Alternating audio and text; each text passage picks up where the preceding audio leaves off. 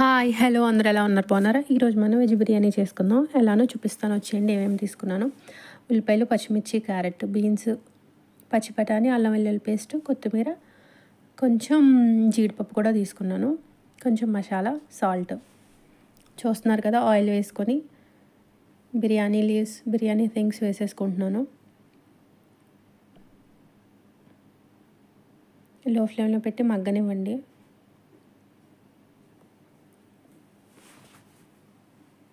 అల్లం వెల్లిగడ్డ పేస్ట్ కూడా వేసేసుకుంటున్నాను.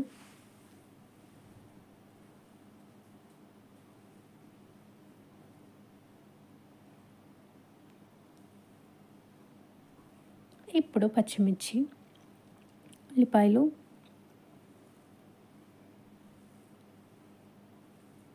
వెజిటేబుల్స్ కూడా వేసేసుకుంటున్నాను. మిక్స్ చేసుకోండి. చాలా ఈజీగా అయిపోతుంది, ట్రై చేయండి.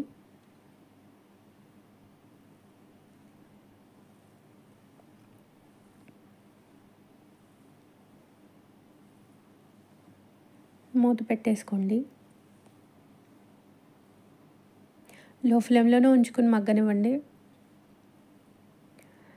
నేను మసాలా, సాల్ట్, కొంచెం ఎండుమిరపకాయల పొడి ఉంటుంది కదా, అది వేసుకున్నాను.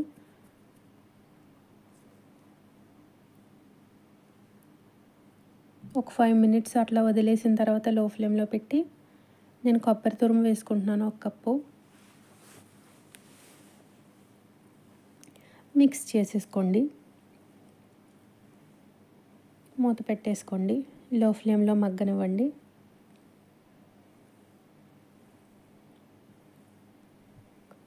వాటర్ పోసేసుకుంటున్నాను. నేను 3 కప్స్ వాటర్ పోసుకున్నాను. నేను 2 కప్స్ రైస్ తీసుకున్నాను. ఫస్ట్ కడిగి పెట్టేసుకున్నాను. నేను మీకు అదంతా చూపించట్లేదు, లెంతీ అయిపోతుంది, బోరింగ్గా ఉంటుంది వీడియో. సాల్ట్ సరిపోయిందో లేదో చూసుకోండి. వాటర్ వేసుకొని కొంచెం మరిగిన తర్వాత హాట్ వాటర్ పోసుకున్నాను. హాట్ వాటర్ పోసుకోవాలి. చూస్తున్నారు కదా, వాటర్ మరిగింది. నేను ఇప్పుడు రైస్ వేసేసుకుంటున్నాను.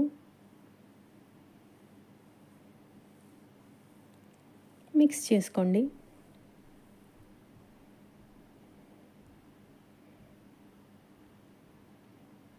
చాలా కలర్ఫుల్గా ఉంది కదా.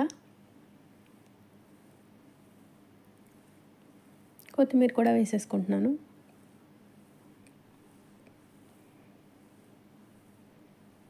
మిక్స్ చేసుకోండి అండ్ మూత పెట్టేసుకోండి.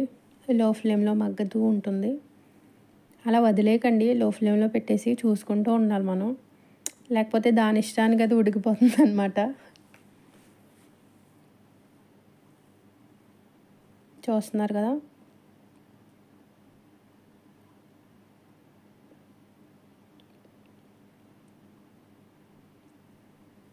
మళ్ళీ మూత పెట్టేసుకుంటున్నాను.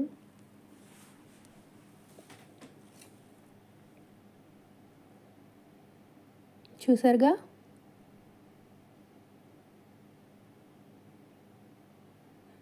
లాస్ట్లో వేసుకోండి జీడిపప్పు.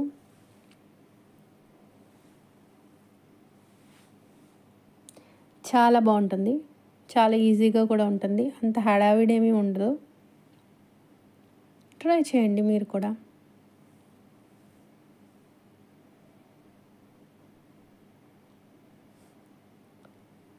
చూస్తున్నారా?